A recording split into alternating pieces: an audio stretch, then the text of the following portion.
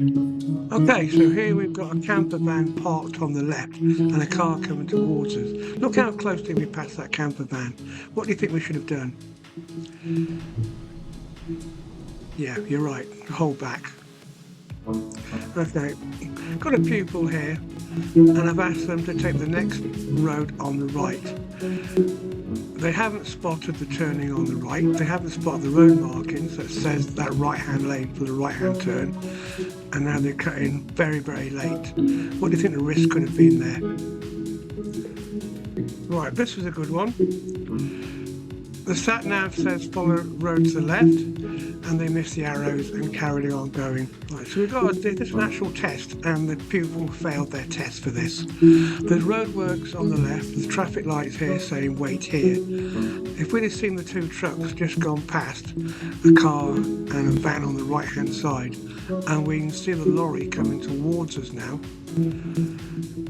Now watch what the pupil does. He's parked quite out to the right, and the lorry's having to squeeze. The examiner had to ask them to move into the left a little bit because they weren't moving whatsoever. So examiner intervention means, unfortunately, the client failed their test because the examiner had to ask them to move out of the way. So never force the examiner to take action verbally or physically. So let's look at the next video.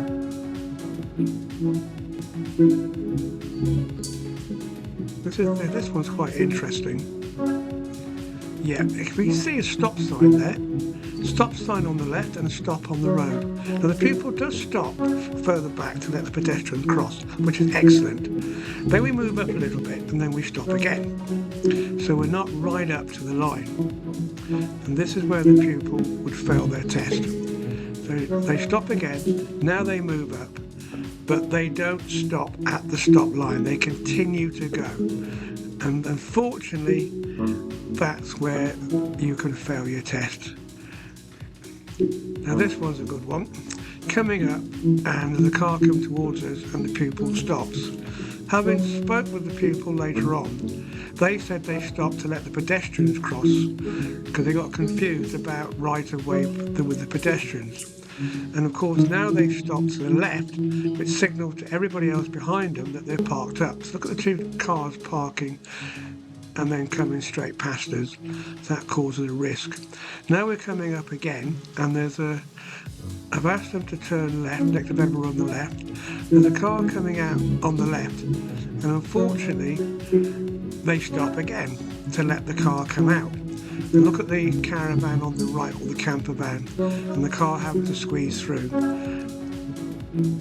Because we asked them to turn next available road on the left, which is this one here, and they didn't. They just waited for that car to come out, and we could have moved up.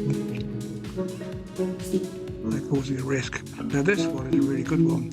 Coming up to a post office, and if we have a look on the right, we'll see a lady come out with her post trolley. Here she comes. And in front of us, we can see there's a zebra crossing. And if we have a look, she'll a quick look over her left shoulder.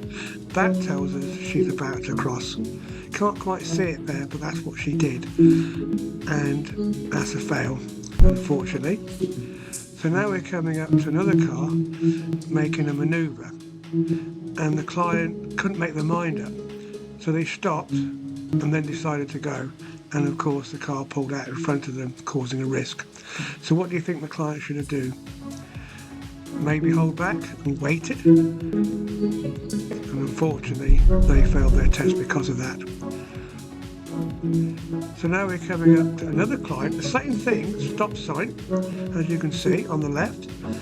No stop at all, didn't stop whatsoever, just continued to go. There was no physical stop, and unfortunately they failed their test because of that. So I hope this video has been helpful for you.